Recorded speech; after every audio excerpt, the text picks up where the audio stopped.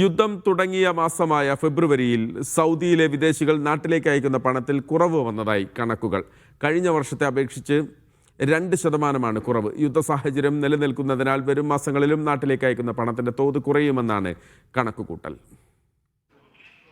ജനുവരി, ഫെബ്രുവരി മാസങ്ങളിൽ സൗദിയിൽ നിന്ന് വിദേശികൾ നാട്ടിലേക്ക് അയക്കുന്ന പണത്തിൽ കുറവ് വന്നെന്നാണ് കണക്ക്. കഴിഞ്ഞ വർഷത്തെ അപേക്ഷിച്ച് ഫെബ്രുവരിയിൽ 2% കുറവാണ് രേഖപ്പെടുത്തിയത്. 1255 കോടി റിയാലാണ് പ്രവാസികൾ ഇത്തവണ നാട്ടിലേക്ക് അയച്ചത്.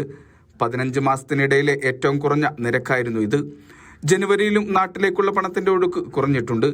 76.8 കോടി റിയാലിന്റെ അഥവാ 6%-ന്റേതാണ് കുറവ്. സൗദി സെൻട്രൽ ബാങ്കിന്റേതാണ് കണക്ക്. വിദേശത്തുള്ള സൗദി പൗരന്മാർ സൗദിയിലേക്ക് അയക്കുന്ന പണത്തിലും കുറവ് രേഖപ്പെടുത്തിയിട്ടുണ്ട്. കഴിഞ്ഞ വർഷം ഫെബ്രുവരിയെ അപേക്ഷിച്ച് 22% കുറഞ്ഞ് 486 കോടി റിയാലിലെത്തിയെന്നാണ് കണക്ക്. യുദ്ധ സാഹചര്യം നിലനിൽക്കുന്നതിനാൽ വരും മാസങ്ങളിലും നാട്ടിലേക്ക് അയക്കുന്ന പണത്തിന്റെ തോത് കുറയുമെന്നാണ് കണക്കുകൂട്ടൽ. Vishal Cherpulassery, media 1, Riyadh.